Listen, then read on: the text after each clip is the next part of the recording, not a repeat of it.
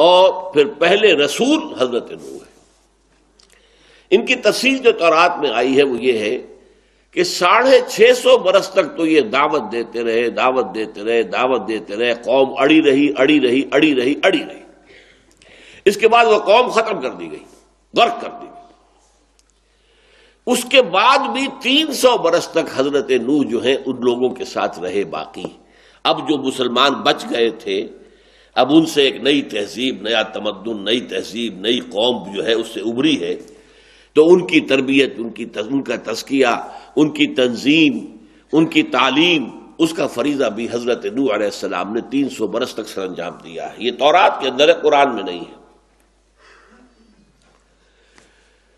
پھر جعلنا، اچھا ایک بات اور نوٹ کر لیجئے، چونکہ عالمین کہا ہے، تمام جہان والوں کے لیے ہم نے نشانی بنا دیا، تو حضرت نوح علیہ السلام کا ذکر جو ہے ہندوستان میں جو ان کے بڑے بڑے اسکرپچرز ہیں ان کے اندر موجود ہے۔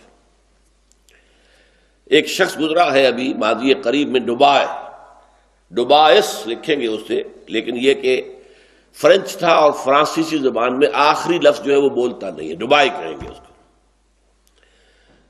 تو جیسے مورس بوکائے، حالانکہ بوکیل اگر پڑھیں گے انگریزی میں تو وہ مورس بوکیل بنتا ہے، لیکن وہ مورس بوکائے۔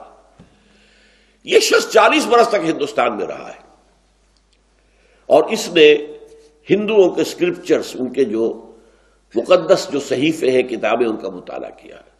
وہ اس نتیجے پر پہنچا ہے کہ منو، جو ایک بزرگ شخصیت جس کا ذکر ہے ہندوؤں کے ہاں، منو یہ مہانو تھے، مہانو بہت بڑے نو، مہا کا لفظ جو ہے ہندی میں بڑے کے لیے، آتما روح، مہاتما بہت بڑی روح، مہاتما وہ بہت ہی اونچی روحانی شخصیت مہاتما کہلائے گا۔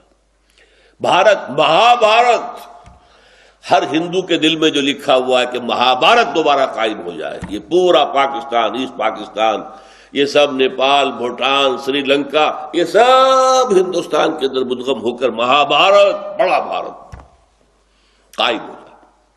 تو مہانو سے وہ نوح بن گیا ہے، اور جو ان کی منو سمرتی ہے وہ در حقیقت حضرت نوح کی وہ شریعت تھی جو انہوں نے اپنی قوم کو دی تھی، منو سمرتی۔ واللہ عالم، میں یہ سمجھتا ہوں چونکہ اس میں یہ ہے کہ مہانو جو ہے ایک بڑا ہڑ آیا تھا، بہت بڑا سیلاب آیا تھا، تو کشتی میں سے جو لوگ بچے تھے ان میں سے کچھ یہاں بھی آ گئے تھے، تو اس حوالے سے محسوس ہوتا ہے کہ ان کی بات ٹھیک ہے۔ دین کی بات پھیلانا صدقہ جاریہ ہے، ثواب کی نیت سے ویڈیو کو شیئر ضرور کیجیے۔ جزاک اللہ۔